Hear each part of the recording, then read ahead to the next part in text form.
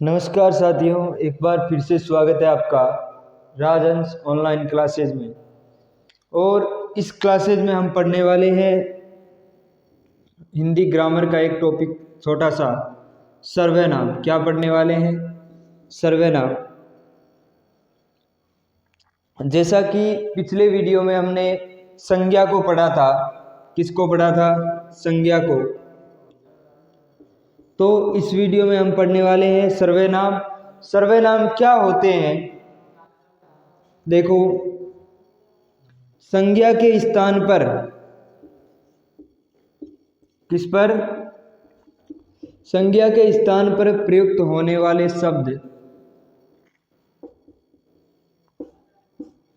यानी कि संज्ञा के स्थान पर प्रयुक्त होकर के हमें किसका बोध कराते हैं? संज्ञा का। जैसे उदाहरण देखो,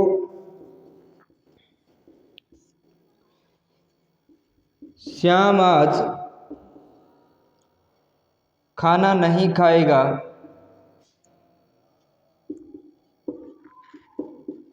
क्योंकि वह पहले ही खा चुका है।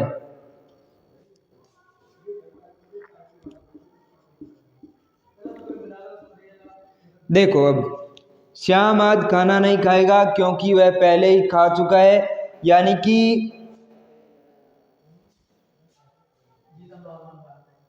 देखो, उदाहरण के तौर पर श्याम आज खाना नहीं खाएगा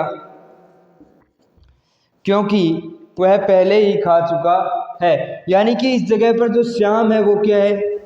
संज्ञा है। और संज्ञा कौन सी है? श्याम व्यक्तिवाचक। और वह जो शब्द आया कौन सा है? सर्वनाम है। ये यहाँ पर हमें किसका बोध करवा रहा है? संज्ञा का बोध करवा रहा है। संज्ञा कौन है यहाँ पर? श्याम है। यानी कि श्याम आज खाना नहीं खाएगा क्योंकि वह मतलब श्याम पहले ही खा चुका है। यहाँ पर ये जो शब्द आया वह जो सर्वनाम शब्द है, ये किसका बोध करवा रहा है हमें? यहाँ पर श्याम का बोध करवा रहा है। क्योंकि अगर हम ऐसा लिखते श्याम आज खाना नहीं खाएगा क्योंकि श्याम पहले ही खा चुका है, तो वो लिखने में थोड़ा क्या है कि अच्छा नहीं लगता। इसलिए श्याम आज खाना नहीं खाएगा क्योंकि वह पहले ही खा चुका है। इसका मतलब क्या है? सीधी सी आपको परिभाषा समझाने की कोशिश कर रहा हूँ। संज्ञा के स्थान पर प्रयुक्त होकर के संज्ञा का बोध करवाने वाले जो शब्द है उन्हें क्या कहा जाता है? सर्वनाम कहा जाता है। क्या कहा जाता है? उन्हें सर्वनाम कहा जाता है। अब देखो, सर्वनाम के भी भेद होते हैं। कितने भेद होते हैं सर्वनाम के? 6 भेद होते हैं। कितने भेद होते हैं सर्वनाम के? 6 भेद होते हैं। कौन कौन से हैं? पुरुषवाचक, निजवाचक, प्रश्नवाचक, संबंधवाचक,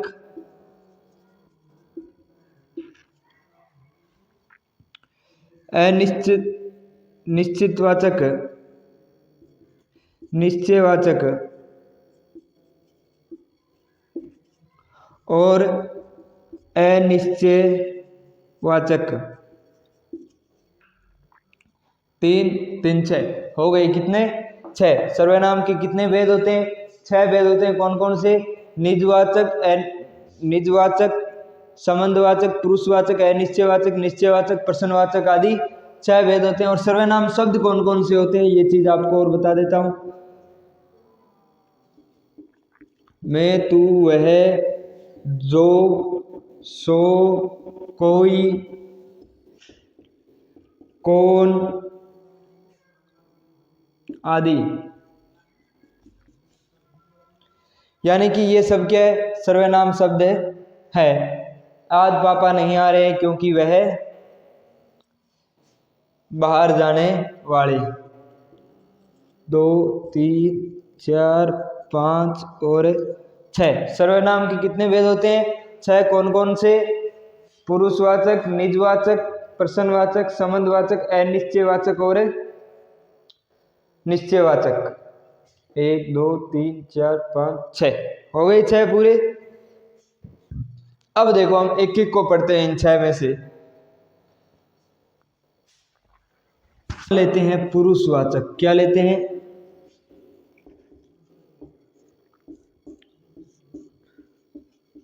पुरुषवाचक में क्या है, ये वक्ता, श्रोता और अन्य का बोध करवाएगा, यानी कि थर्ड पर्सन का भी बोध साथ में करवाएगा। वक्ता मतलब क्या होता है, वक्ता का यानी कि मैं बोल रहा हूँ तो मैं वक्ता हूँ। श्रोता यानी कि आप सुन रहे हैं तो आप क्या है, श्रोता है। और अन्य का भी बोध है, यानी कि थर्ड पर्सन का भी बोध करवाएगा। वो जा रहा है, उसकी तबीयत कैसी है, ये सब क्या है, थर्ड पर्सन है, इनका भी क्या करवाएगा, साथ में बोध करवाएगा। दूसरा देखो हमारे कौन सा है, निजवाचक। दूसरा कौन सा है, इसमें निजवाचक में देखो क्या है कि वक्ता क्या करेगा, जो बोलने वाला है वह स्वयं के लिए क्या करेगा, शब्दों का प्रयोग करेगा। किसके लिए, स्वयं के लिए। उदाहरण के तौर पर देख लो, मैं रोज 6 घंटे पढ़ता हूं। बोल कौन रहा है और शब्द किसके लिए प्रयोग कर रहा है, खुद के लिए, यानी कि मैं रोज 6 घंटे पढ़ता हूं, यानी कि वो खुद के बारे में ही बता रहा है, खुद पर ही शब्दों का क्या कर रहा है, प्रयोग कर रहा है। वहां पर क्या होता है, ये निजवाचक होता है। और देखो इसमें और बता देता हूं उदाहरण आपको, मैं सुबह जल्दी उठ जाता हूं।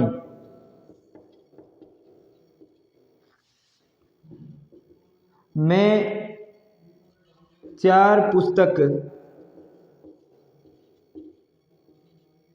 पढ़ चुका हूं।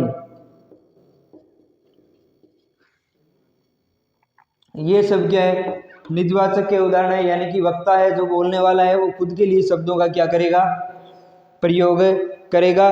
वो सब क्या होंगे, उसमें कौन सा सर्वनाम आएगा, निजवाचक सर्वनाम आएगा। अगला कौन सा है, पर्सनवाचक सर्वनाम। कौन सा है, पर्सनवाचक सर्वनाम।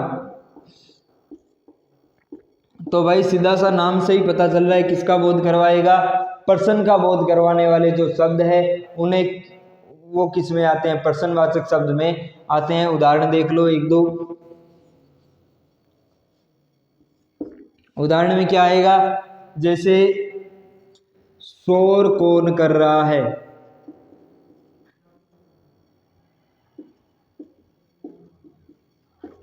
यानी कि शोर कौन कर रहा है, ये पर्सन पूछ रहा है।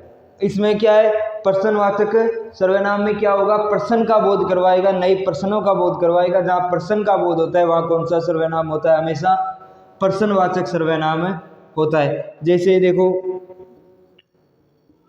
वहां कौन सो रहा है, क्या आज उसकी तबीयत ठीक हो गई,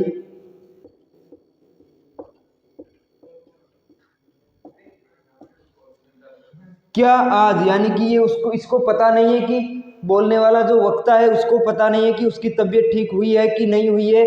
वो पूछ रहा है किसी तीसरे आदमी से कि क्या आज उसकी तबीयत ठीक हो गई है, यानी कि हुई है या नहीं हुई है। यहाँ पर किस चीज का बोध करवाया जा रहा है, पर्सन का बोध करवाया जा रहा है। इसे क्या कहा जाता है, पर्सनवाचक सर्वनाम कहा जाता है। एक दो उदाहरण और देख लो, वह कल विद्यालय क्यों नहीं गया, वह कल विद्यालय क्यों नहीं गया, वह कल विद्यालय क्यों नहीं गया, यानी कि वह विद्यालय क्यों नहीं जा रहा है। इसमें वो किसका बोध करवा रहा है, हमें पर्सन का बोध करवा रहा है। किसका बोध करवा रहा है, पर्सन का बोध करवा रहा है।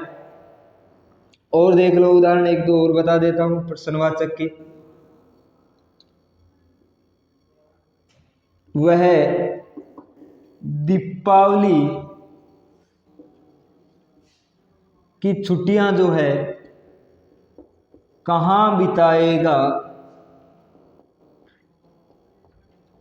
यानी कि वह, वो जो है दीपावली की छुट्टियां कहाँ बिताएगा। इसमें वो क्या कर रहा है, पर्सन कर रहा है, यानी कि दीपावली की जो छुट्टियां हुई है वो छुट्टियां वो कहाँ पर बिताने वाला है। अगला सर्वनाम देखो कौन सा है, संबंधवाचक सर्वनाम। इसमें एक बात याद रखना, जहां पर हमें पर्सन का बोध करवाया जाए वहां पर क्या होगा, पर्सनवाचक सर्वनाम ही होगा। और अब हम अगला सर्वनाम देख रहे हैं, संबंधवाचक सर्वनाम। संबंधवाचक में क्या होगा, सीधा सा है भाई, नाम से ही पता चल रहा है, ज्यादा कोई हार्ड टॉपिक नहीं है। एक बार देख लेना, समझ में आ जाएगा पूरा, जो है क्या नहीं है, पूरा समझ में आ जाएगा। देखो संबंधवाचक सर्वनाम में क्या है कि ये क्या करेगा, संज्ञा और सर्वनाम जो है आपस में जो संज्ञा है उनका संबंध बताएगा। जैसे जो करेगा सो भरेगा, यानी कि जो कर रहा है वही भरेगा, दोनों में आपस में क्या बता रहा है, संबंध बता रहा है। जैसी करनी वैसी भरनी, ये क्या है, आपस में संबंध बता रहे हैं। जैसी कैसी जो सो ज्यों त्यों, ये सब क्या है, आपस में संबंध बताने वाले जो भी सर्वनाम है वो क्या है, संबंधवाचक सर्वनाम में होगा। इसका एक उदाहरण और देख लो, वह उसके, वह राम के चाचा जी है, वह राम के क्या है, चाचा जी है। यानी कि चाचा जी और राम का क्या बता रहा है, राम और जो चाचा जी उनका आपस में संबंध बता रहा है, भाई चाचे भतीजे का क्या इनमें संबंध है। अगला देखो, अगला सर्वनाम कौन सा होगा, निश्चयवाचक सर्वनाम। कौन सा होगा, निश्चयवाचक सर्वनाम। तो भाई इस निश्चयवाचक में क्या होगा, ये कौन सी जो निश्चित वस्तुएं हैं, कौन सी जो निश्चित वस्तुएं हैं, निश्चित वस्तुओं का जो बोध करवाता है उसे क्या कहा जाता है, निश्चयवाचक सर्वनाम कहा जाता है। निश्चित वस्तुओं का बोध कराने वाले सर्वनाम को क्या कहा जाता है, निश्चयवाचक सर्वनाम कहा जाता है। निश्चित वस्तुएं कौन सी होती है, जैसे उदाहरण के तौर पर देख लो, वह 5 पुस्तक है, वहाँ 5 पुस्तक है। यानी कि हमें पता है कि वहाँ पर कितनी पुस्तक मिलेगी, हमें 5 ही पुस्तक मिलेगी, निश्चित है कि 5 पुस्तकें मिलेगी। तो ये क्या है, निश्चयवाचक सर्वनाम का बोध करवा रहा है। देखो और उदाहरण देख लो, राम घर जा रहा है, तो हमें निश्चित है, यकीन है, पूरा विश्वास है कि राम कहाँ जा रहा है, घर जा रहा है। या फिर देख लो, पूजा आ रही है, हम बाहर से देख के ही बता देंगे कि कौन आ रही है, पूजा आ रही है। अब देखो अनिश्चयवाचक सर्वनाम है वो कौन से होते हैं। अनिश्चयवाचक में क्या होगा कि जो अनिश्चित यानी कि उन वस्तुओं का बोध करवाएगा जो निश्चित है नहीं होगी।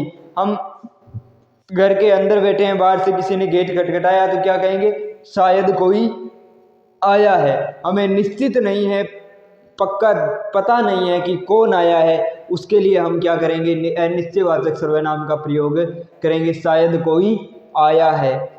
या फिर कहीं हमें कोई सामान लेने जाना है तो शायद वो वस्तु उस दुकान में मिल जाएगी, शायद मिल जाएगी, यानी कि मिल भी सकती है और नहीं भी मिल सकती है। इसमें क्या है, पूरा विश्वास नहीं है।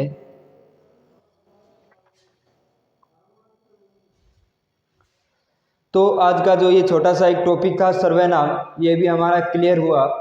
धन्यवाद। अगर आपको समझ में आ रहा है तो चैनल को लाइक, सब्सक्राइब और कमेंट जरूर करें।